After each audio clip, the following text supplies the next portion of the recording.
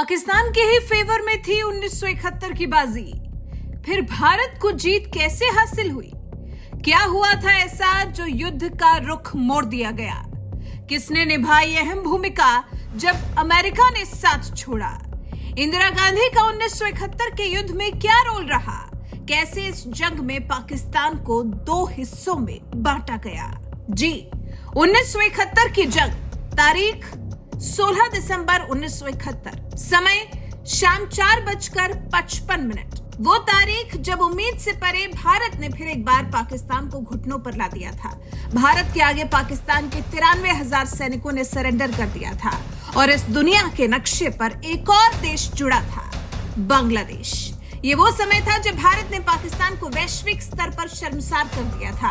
पाकिस्तान की बर्बरता का जवाब भारतीय सेना ने अपने शौर्य से दिया था और बांग्लादेश के तौर पर दुनिया को एक नया देश मिला था। भारत की इस जीत ने स्पष्ट कर दिया था कि सिक्का केवल उसका ही चलेगा, लेकिन सवाल ये उठा था कि एक ऐसा युद्ध जिसमें भारत के साथ अमेरिका भी नहीं था। अमेरिका ने भी पाकिस्तान का साथ देकर जंग लड़ने का ऐलान किया था, तो ये युद्ध मात्र 2 हफ्तों में हिंदुस्तान ने आखिर किस तरह से जीता था? इस भीषण युद्ध में भारत ने पाकिस्तान को कैसे हार का मजा चखाया था और दुनिया को चौंकाया था, जबकि ये लड़ाई भारत की थी भी नहीं। तो फिर भारत की भूमिका इस युद्ध में इतनी अहम कैसे हो गई? चलिए समझते हैं। पूर्वी और पश्चिमी पाकिस्तान के बीच में तनाव तो 1947 से ही था, लेकिन ये जंग का रूप ले लेगा इसकी शुरुआत साल 1971 के शुरू में ही हुई। 25 मार्च को पाकिस्तानी सेना ने ऑपरेशन सर्च लाइट शुरू किया था, जिसका उद्देश्य पूर्व में सभी राजनीतिक विरोधियों को कुचलना था।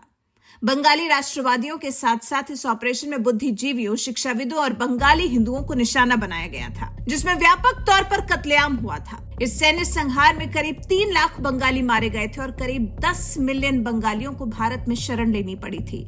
इस नरसंहार का बंगाल रेजिमेंट की 5 बटालियन ने विरोध किया और पाक सेना के हमले का विरोध करने के लिए हथियारों के डिपो पर धावा बोल दिया था। इस विद्रोह के साथ ही मुक्ति वाहिनी का जन्म हुआ था, जो कि एक गुरिल्ला लड़ाकू बल था और अप्रैल 1971 तक काफी संगठित हो गया था। इसमें नागरिक और पाक सेना के दल बदलू दोनों शामिल थे। 1971 तक मुक्ति वाहिनी ने ग्रामीण इलाकों के बड़े हिस्से पर नियंत्रण कर लिया था और सफल घात और तोड़फोड़ अभियान चलाए थे। पाकिस्तान में बंगालियों के लिए बिगड़े हालात की वजह से, क्योंकि शरणार्थी दौड़ दौड़ कर भारत आ रहे थे, तो ये बंगाल और असम के लिए बड़ी समस्या बन गया था। तब इंदिरा गांधी सरकार ने मुक्ति वाहिनी को हथियार और प्रशिक्षण देकर इस प्रतिरोध आंदोलन का समर्थन करने का फैसला लिया था। बांग्लादेश को मुक्त करवाने के लिए इस युद्ध में भारत को कूदना पड़ा था। हालांकि भारत के लिए भी आसान नहीं था, क्योंकि तब अमेरिका ने पाकिस्तान का साथ देकर की थी भारत पर हमले की तैयारी।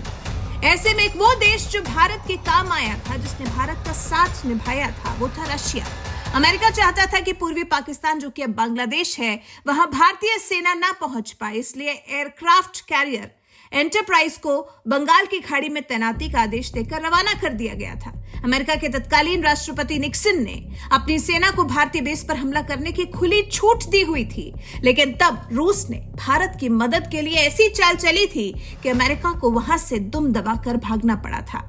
सोवियत नौसेना के प्रमुख एडमिरल गोर्शकोव ने अपनी न्यूक्लियर पावर्ड सबमरीन को पानी के ऊपरी सतह पर लाने को कहा, ताकि अमेरिकी सैटेलाइट उसकी तस्वीर खींच सके। रूस की नौसेना की SSGN यानी कि क्रूज मिसाइल से लैस इस पनडुब्बी को बंगाल की खाड़ी के पास समंदर के ऊपरी सतह पर लाया गया था। अमेरिकी सैटेलाइट ने तस्वीर ली और अमेरिका के पनडुब्बी देखते ही होश फाख्ता हो गए। अमेरिकी नौसेना खौफ में आ गई थी। अमेरिका को ये बात समझ में आ गई थी कि अगर उन्होंने भारत पर हमला किया तो रूस की पनडुब्बी उनका कैरियर डुबो देगी। ऐसे समय में अमेरिका ने रूस से पंगा नहीं लेने का मन बनाया और मजबूरी में USS एंटरप्राइज को निर्देश दिए गए। अमेरिकी एयरक्राफ्ट ने दिशा बदली और वो श्रीलंका की तरफ मुड़ गए और बंगाल की खाड़ी नहीं पहुंच पाया। इसका मतलब साफ था कि सोवियत संघ उस समय सक्रियता के साथ भारत से जुड़ा हुआ था। वो राजनीतिक और सैन्य रूप से युद्ध के दौरान भारत की मदद कर रहा था। पाकिस्तान ये समझ चुका था कि पूर्वी पाकिस्तान में भारत के हस्तक्षेप को रोकना असंभव हो गया है।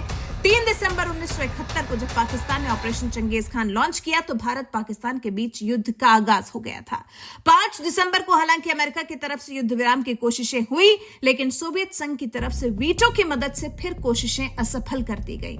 महत्वपूर्ण बात यह भी रही कि भारत अपने पूर्वी मोर्चे पर पाकिस्तान के खिलाफ युद्ध लड़ने के लिए तैयार नहीं था। तब भारत ने सिर्फ पश्चिम में पाकिस्तान के खिलाफ युद्ध लड़ा था, जबकि भारत की पूर्वी कमान चीनी आक्रमण से निपटने और पूर्वोत्तर में विद्रोहियों का मुकाबला करने के लिए अधिक चिंतित थी।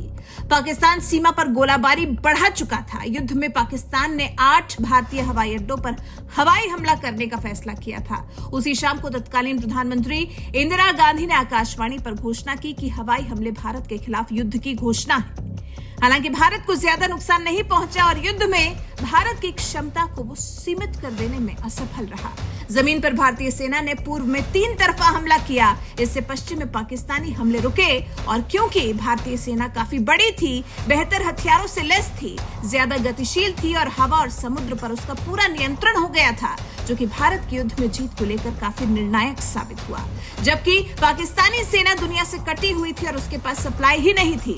उसे मूल रूप से शत्रुतापूर्ण स्थानीय आबादी से निपटना पड़ा, जबकि मुक्ति वाहिनी और आवामी लीग के माध्यम से काम करने वाले भारतीयों के पास उत्कृष्ट स्थानीय खुफिया जानकारी थी। नतीजा यह हुआ कि 16 दिसंबर को ढाका को घेरने के बाद भारतीय सेना ने 30 मिनट में आत्मसमर्पण करने का अल्टीमेटम जारी किया। जीत की कोई उम्मीद नहीं होने के बाद भी लेफ्टिनेंट जनरल रियाजी ने बिना किसी प्रतिरोध के आत्मसमर्पण कर दिया और इसी के साथ ही पूर्वी पाकिस्तान बांग्लादेश बनकर तैयार हो गया और भारत को इसका पूरा श्रेय गया।